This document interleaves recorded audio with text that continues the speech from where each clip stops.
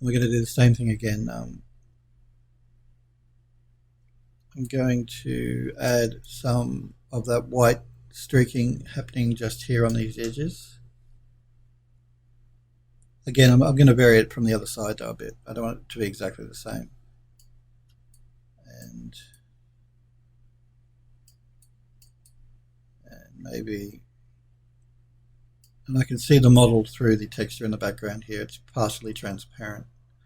That's how I know where I'm lining things, how to line things up in Mari. You'll find most 3D paint programs will operate that way.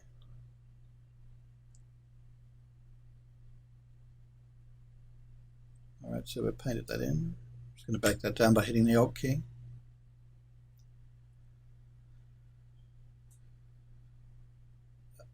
No, you don't. Duca, with a 3D projection painting, map seams, you're going to be painting across 2 UV map seams, so you don't have to worry about it quite so much.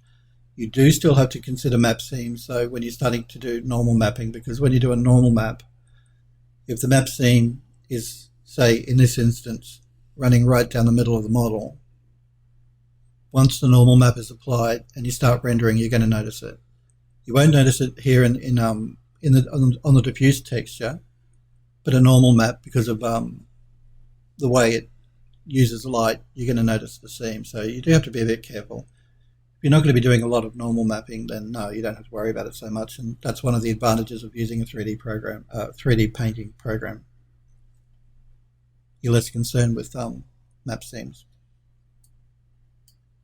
But because we did a flattened mapping anyway, it's going to lay it out pretty. It's going to do a good job of laying out the UVs for us anyway. So even if we do place we create a normal map, it's not going to be a problem. But yeah, with normal maps, it's generally more of a problem with seams.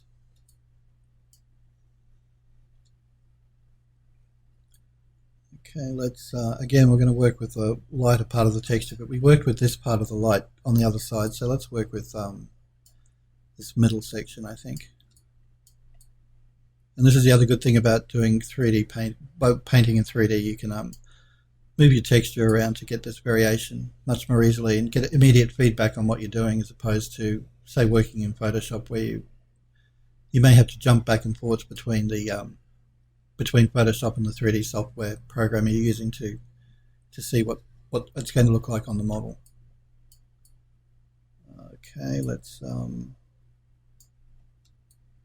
paint this bit in.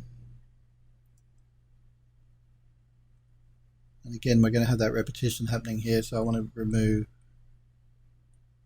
probably this bit in the middle.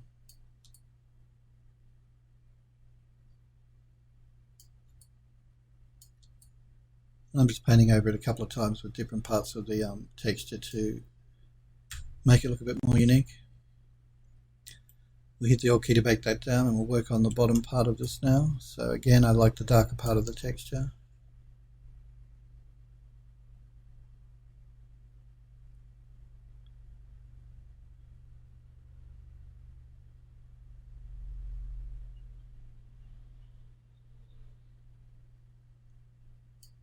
I'm just going to move the texture down and work on this end here. Again, with the darker part of the texture to blend it into the bit at the top that we painted. And once we've got this in, then we will go over it and remove this repetition we're seeing with the white stain marks that are running down it. So I'm just going to press the Alt key to bake that down, and I'm going to probably completely remove. I'll remove this one here on the end.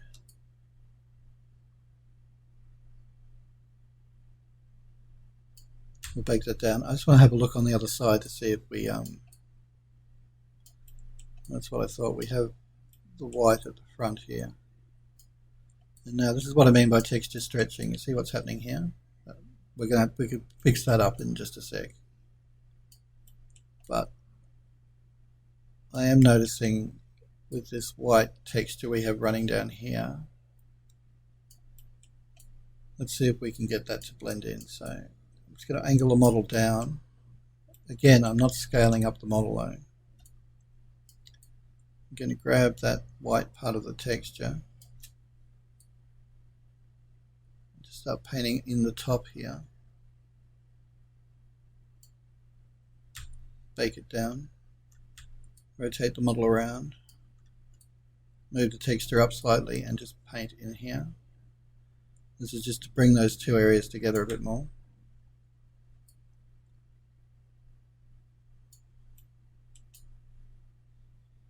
I'm going to do the same thing here.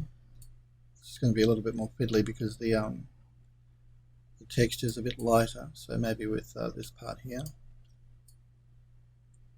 Just pull that together, bake it down by hitting the Alt key. For the specular map for this asset, you have to repaint it again or just tweak the diffuse map in Photoshop. You don't have to paint it again. You just tweak the color map in Photoshop if you want to use a specular map. Because this is stone or brick, I generally wouldn't use a specular map on it. Spec maps are good for things like metal, but stone, or if you want maybe to make the stone look a bit wet, you can put a spec map on it. But generally I wouldn't use a specular map on anything stone, only generally on things that are metal. So that I won't be using a specular map on these parts of the model. But you'd certainly do it that way. Just you do it in Photoshop. You can actually render out a spec map in Mari as well if you really wanted to. But I'd still just do it in Photoshop. It'd be quicker and easier. Let's just do the same thing here with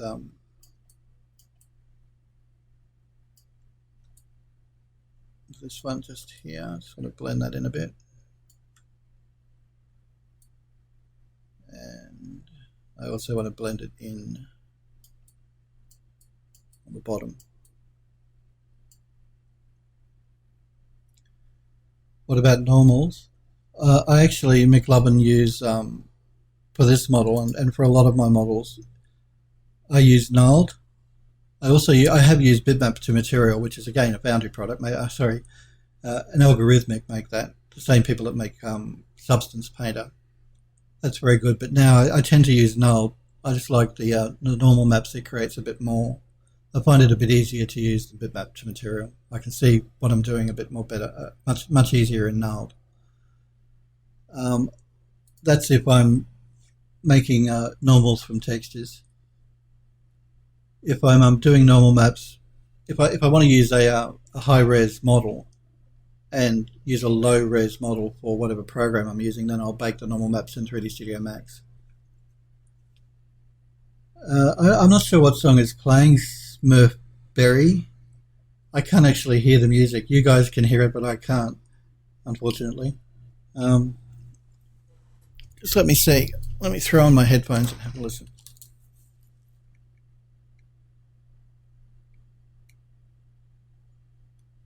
Yeah, I know the song. I can't remember the name of it though. It's all from SoundCloud, so it's all copyright-free music. But yeah, generally I don't hear the music that you guys hear because my microphone would pick it up and you'll get double the music volume. Yeah, I love Noel too, Monsieur. Montresor, sorry. Oh, the song before this one. Let me just have a look on my playlist. The one before this one was called Future City. Again, I'm not sure of the artist, but it's on SoundCloud, so called Future City.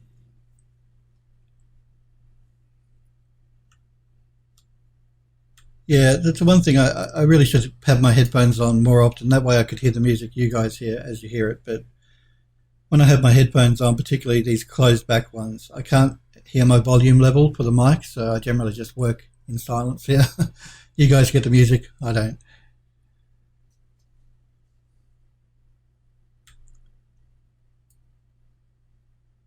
Also, when I upload my videos, my stream videos to YouTube and to Twitch upload section, I also remove the music from it when I do that, just to save on any copyright problems with YouTube. Even though it is all open source and copyright free, sometimes I've found YouTube will still flag it and take the video down, so I don't want the hassle. I just remove the music. Okay, let's start painting up some of these areas a bit more, I think. So I'm going to go back into my project folder here and turn edge masking on. So I want to protect any of the areas that we've already painted on. I don't want to overpaint it. So any of the work we've already done. So I'm just going to angle our model down a bit. And these areas showing up in shaded red are masked, so they won't have any. If we accidentally overpaint, we won't paint on work we've already done. Just got to check. We're using the darker part of the texture down here on the bottom. So again, I'm rotating the model, but I'm not scaling the model, and I'm not scaling the texture. I'm keeping it all consistent. It's very important.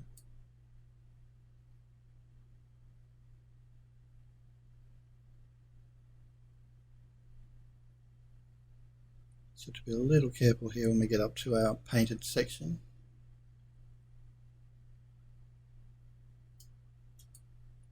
Okay.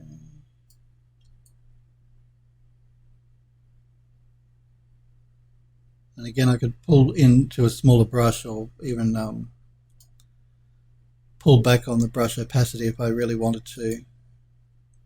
But at this stage, I'm not going to. I think it should be okay as long as we're careful.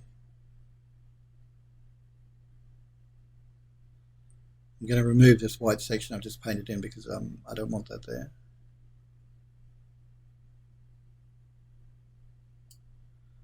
So I'm just going to hit the Alt key to back it down.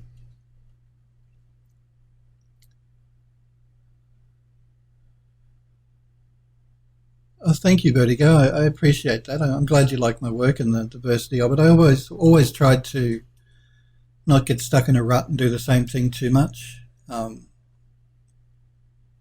So yeah, I've created what I'd like to think is a variety of work. Let me get rid of that white section through here. We don't want that.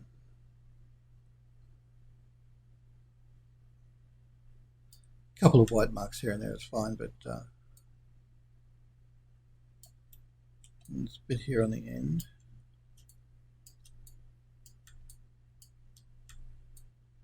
Now, again, the lighter the shading, you're going to get partial painting on that. So if you don't want that to happen, make sure the shading turns quite red like that.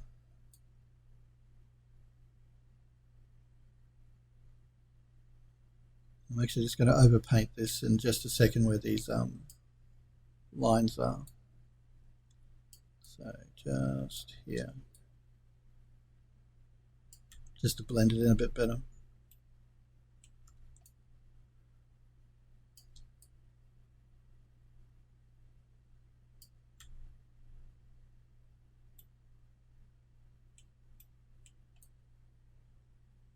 Okay.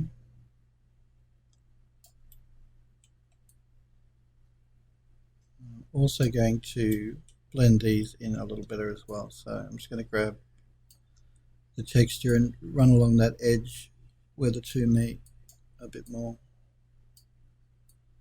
Like I said, just to blend them in a bit better. Bake that down. Because that's the edge, the front edge and the top edge, so I just want to blend them into each other a little better.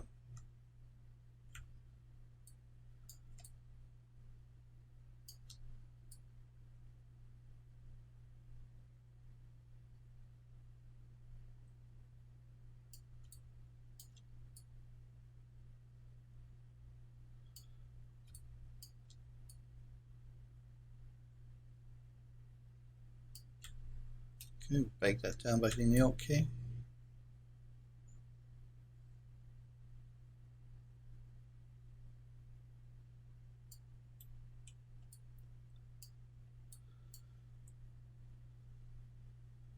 Geez, we've picked up a lot of new followers. Thank you guys for following my channel. I really appreciate it. So I want to shout out a thank you to Sniper Echo, Smurfberry, and Ben Johan. thank you guys very much for following the channel. Like I said, I appreciate all the follows of the channel. It's always great to have people following me on Twitch. Thank you very much. I do appreciate it. Let's do this thin edge through here, I think now. Now, like I said, you don't want to zoom in on the model or zoom in on the texture. If you do, make sure that you the amount you zoom in on the model is the same that you zoom in on the texture if you need to. I suggest not doing it though, just to make your life easier. Again, I've angled the model up so that the masking is protecting the parts that we've already painted.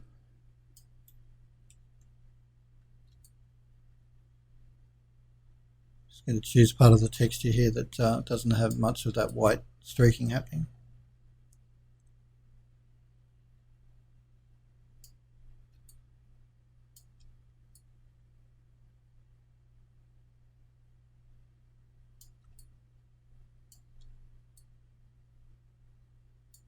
And bake that down.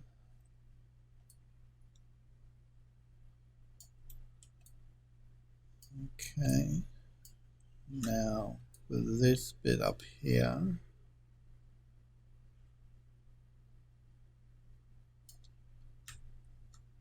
going to paint that, move it down just a bit.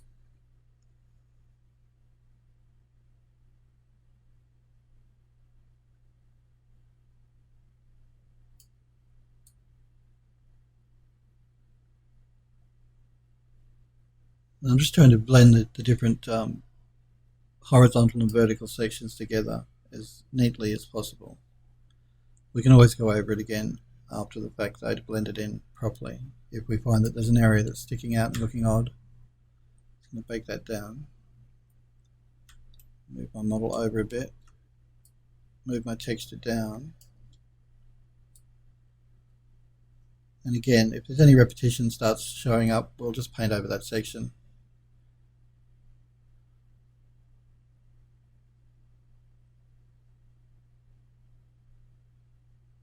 So even though we're repeating the texture, because we move the texture around and repaint, it'll look more unique. So for instance, I'm just going to bake that down. That black mark there is the same as that black mark there. So let's get rid of that black mark, like that. And that section there is the same as that section there. So let's remove this bit here, just by moving the texture and painting over the top of it again. Bake that down. And that line there is the same as that one there. So again, let's remove this one here in the middle, I think. Again, just move the texture and paint over the top.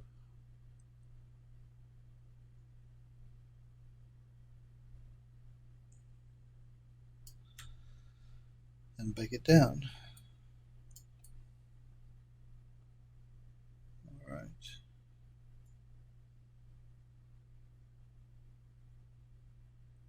Let's work on the top of the model here now, I think.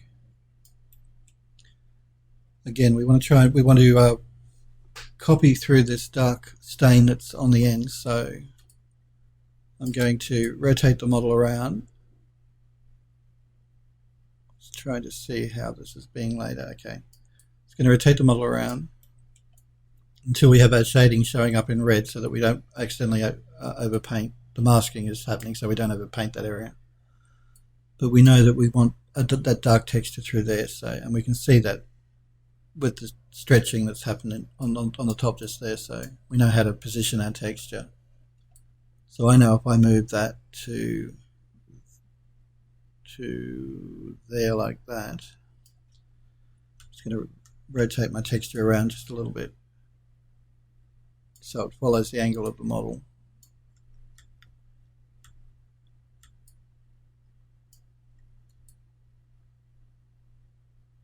That should line up now when we paint it in.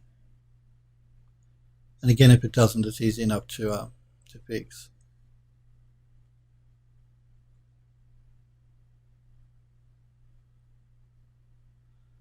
And this base texture is probably the most fiddly, because once we've done this, we want to create another 3 versions, but we're only going to throw on different layers and throw on different dirt maps to make them look more unique.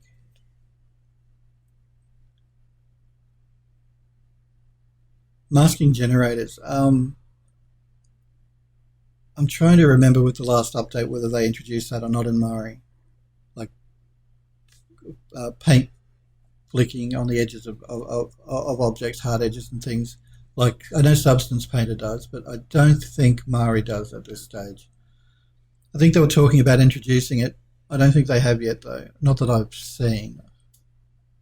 Substance Painter is very good for that, though. Duca, yeah. Edgeware, yeah. So to my knowledge, no, I don't think Mari does do that sort of edgeware like Mari, like Substance Painter does.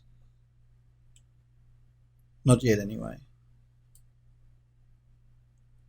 But I do recall reading in one of their newsletters that they were thinking about, well, they were going to introduce something like that. I just don't think they've actually done that yet. I am using the latest version of their software, so I don't recall seeing it. Let me have a look here. All right, now I don't like that bit there, so I'm going to get rid of that. It makes no sense to have that dark section in the middle there. It's going to line my model up a bit better.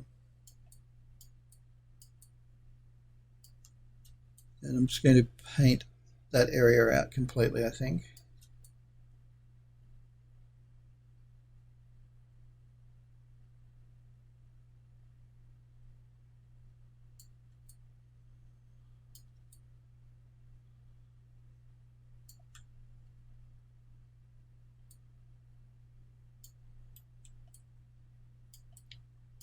And I don't like this repetition either here on the end, so I'm going to also remove that dark part in the center.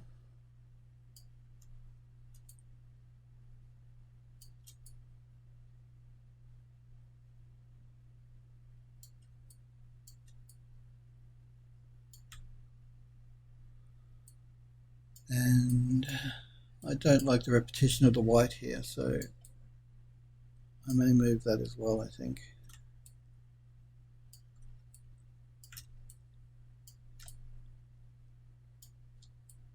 We'll see with moving it over, it makes it look any better, but I may get rid of it completely.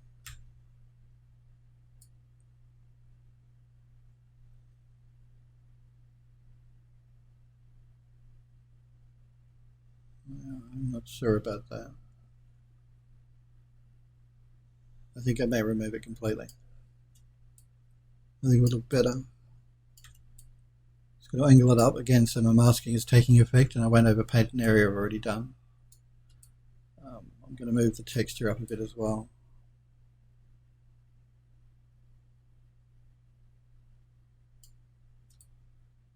And blend it a bit better through here.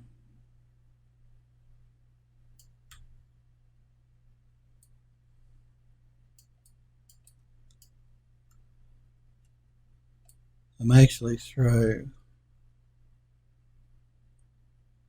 bit of an edge just through here, I think. Before I do that though, I'm going to just finish off the rest of the model and then I can start zooming in a bit closer to do some finer detail.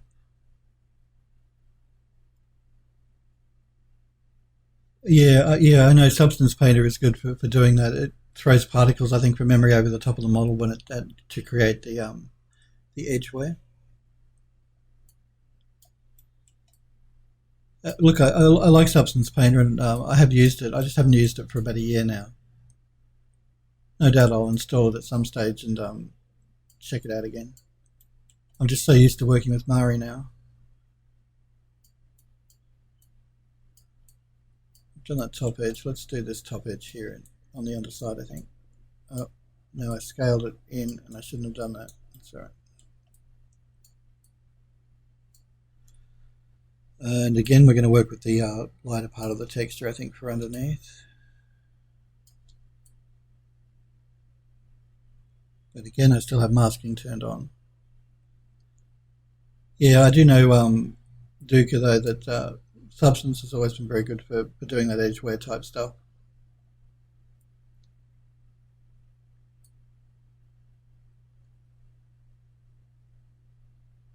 It's only recently, though, I think that you've been able to use really large texture sizes with Substance Painter. I think when it was first released, from memory, 4K was the largest texture size you could use, but I think they've increased it now. But see, Mari, I can use texture sizes as big as I want. There is no real restriction.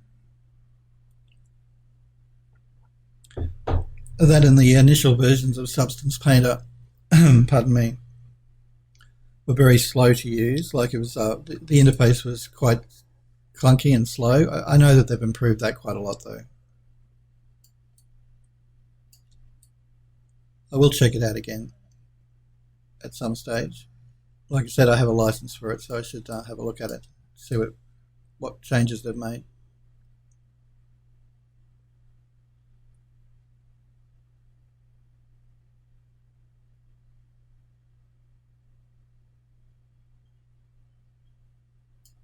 Let me just bake that down.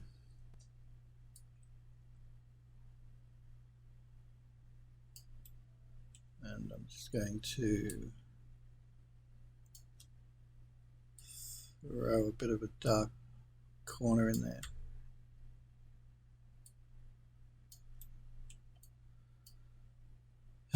No, I'm not saying, I know you're not hating on Mari Duca, it's okay. No, well, that's right. It is used a lot in film work, mainly for the reason that you can use really large texture sizes in it. Because generally, when you're creating models for film and textures, you don't really have to worry about the file size so much. It's just the quality that they're more concerned with, and they don't care about the file size.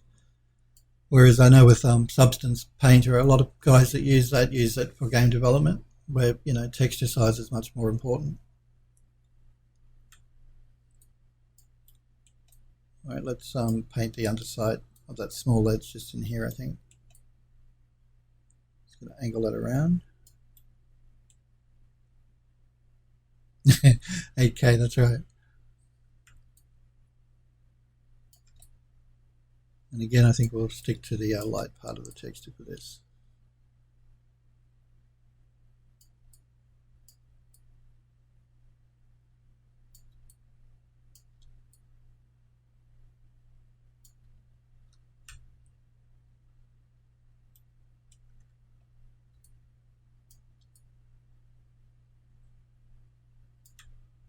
Okay.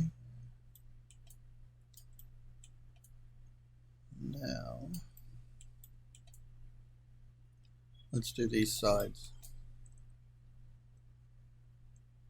Just checking the color of the texture we use at the top and the bottom, and it's the light part, so we'll... No, actually, we'll go with the dark side because that's what we've used at the front. So instead of using the lighter part of the texture, we'll use the darker part. Again, I'm just going to angle it so that my masking takes full effect. I'm going to rotate my texture, stick to the dark part of the texture itself. I'm just not going to go to the very top, so I want to make sure I don't accidentally hit the underside. We do have masking turned on, so it probably wouldn't be a problem, but I'm just going to be a little bit more careful. The same with the very bottom. I'm going to go down, but not right down to the very bottom edge. Just going to bake that down. I'm going to rotate it up and paint that edge in. Now that I can see the masking on the top is actually in full effect, so I don't have to be so concerned with overpainting. Get rid of that there. Alright, let's do the opposite side. Actually, I want to blend that edge in a little bit better through here. So to do that, I'm just going to choose part of the texture that's relatively dark and just overpaint that area there. Bake that down. And I'm going to repaint that bit that I accidentally painted over just then. So just through here.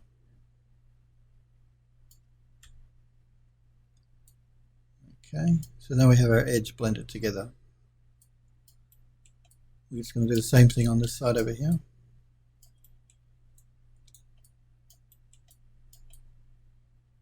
Again, I'm going to angle my model so that masking is taking full effect.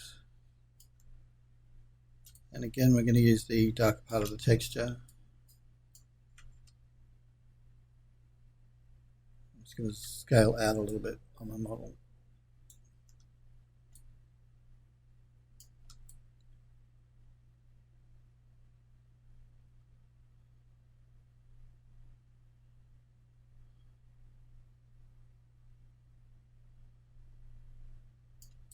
Pull it down. Again, we're getting repetition happening, so all I'm going to do is move the texture along a bit and paint out some of that repeated area.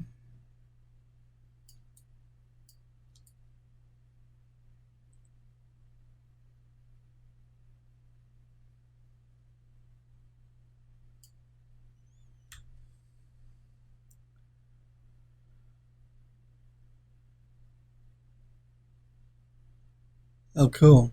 I'm glad that they're doing 8K textures now as well, because 4K is pretty much the standard now, and soon 8K will be, particularly with all the higher resolution displays and TVs and things that are happening now.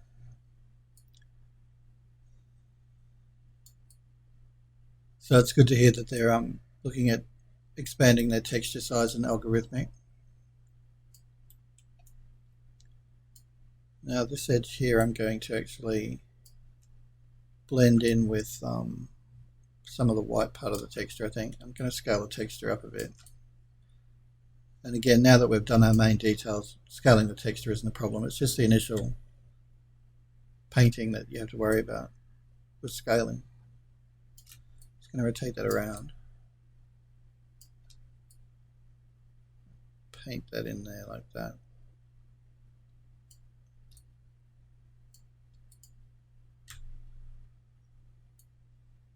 Again, so that we just get the edges to blend together.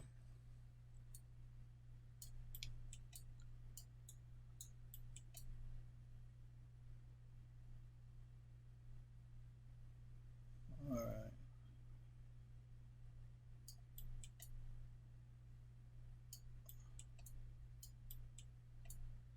Let's just paint the top section in. Again, we're going to use the white part of the texture, the lighter part of the texture, I should say.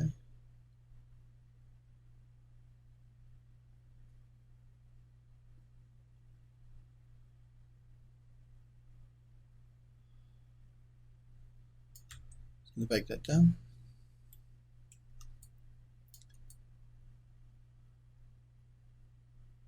I don't actually want any of this dark through here, so I'm going to remove it all on this top part.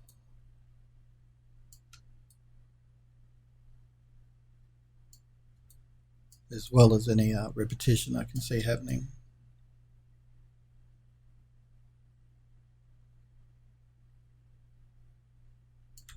Just going to bake that down.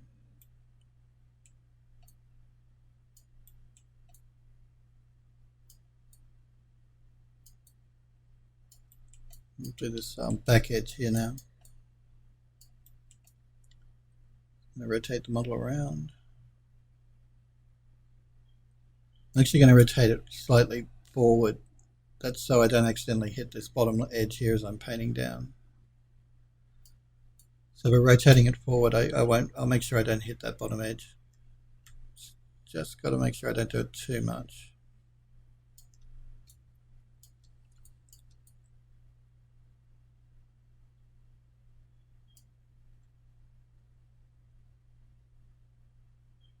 No problem, Galen.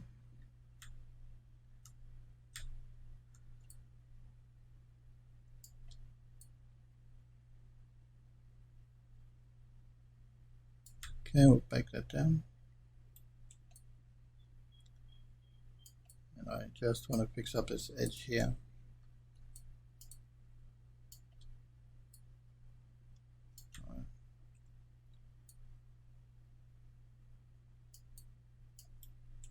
Again, I don't want this dark section here on the end. I'm going to scale in a little bit and just remove that dark piece from the end.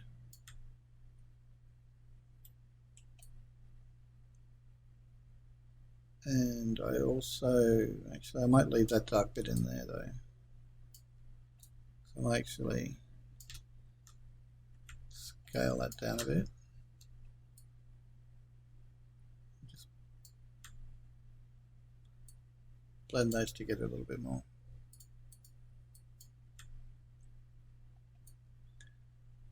Now to do this underside here. Again, just with the light part of the texture, but again I'm going to angle it so that the masking takes effect. I don't accidentally overpaint the front section.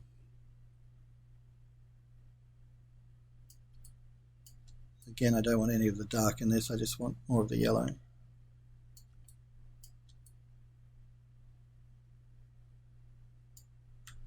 We'll bake that down.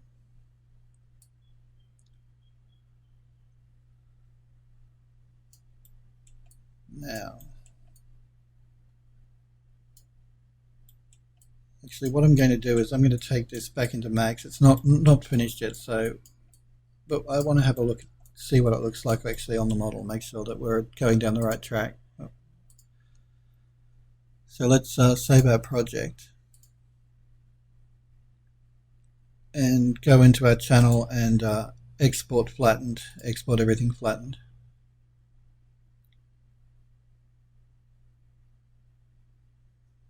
Again, it defaults to TIFF, so we're just going to put a star in there.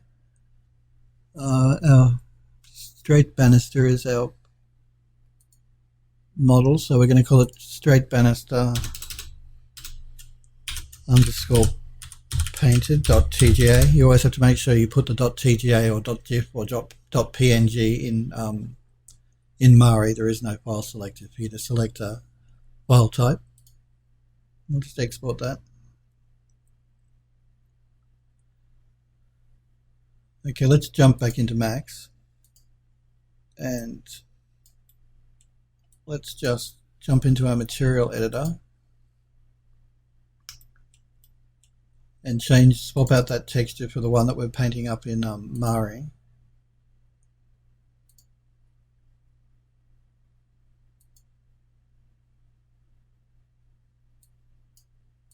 Straight banister painted, that's the one we're working on. Okay, let's have a bit of a look at it here in Mari, in Max.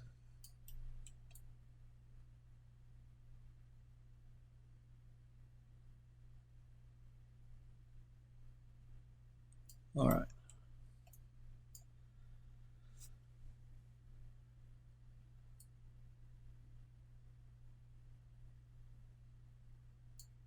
Aside from the fact that we haven't done any softening up of these hard edges here, which we'll do once we're finished doing the texture map on the actual object. I'm noticing here that, and we haven't finished doing the texture map painting yet either. But I like the edges here. The top is okay. I want to make this bottom section, I think, darker like it is along the front, because it looks odd. And it'll help to blend the two areas together a bit better. I don't really like that stretching happening here along this edge here. So what we'll probably end up doing is pulling that back a bit, I think, making that white part of the texture end maybe here and paint that out. I'll probably leave that bit in. But definitely we've got to make the bottom here darker. And probably paint some dirt like we have here along these top edges to blend it in a bit better. But as far as the actual color of the texture goes, I think that's probably good. I wanted a darker texture here so that the small columns in the middle popped a bit more, and they're certainly doing that. I think once we start creating three different variations of this, that we can then just start alternating around the outside. It'll give us a better idea of what it's going to look like. But it helps to tie that texture into this as well.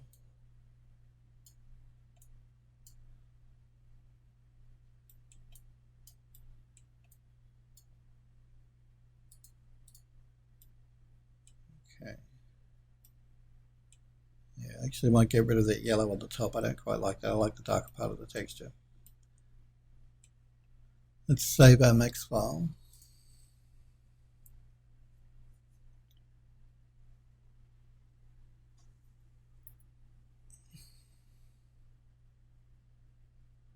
I think we may actually leave it there for today, guys.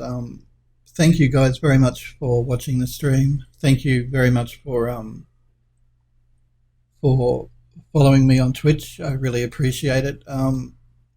I do post 15 minutes before I go live on my Twitter account. That's at PhilDoes3D. So if you're not sure when I'm live, then check my Twitter account. I will always post 15 minutes beforehand. I stream on Twitch weekdays from 5 p.m. in the US. That's 4 p.m. now that you guys have finished with daylight savings. 11 a.m. in Australia, 12 a.m. in the US.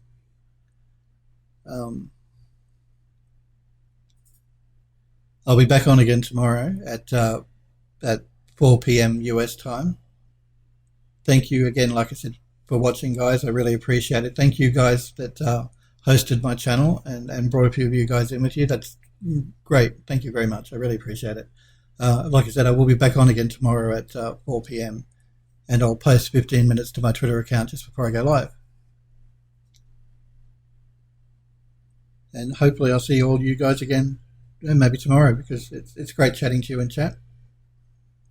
I'm glad you guys like the stream. It's my pleasure. Thank you, like I said, for following the channel and for being here. It means a lot. I appreciate it. You guys take care too, and yeah, I'll see you tomorrow. See you guys.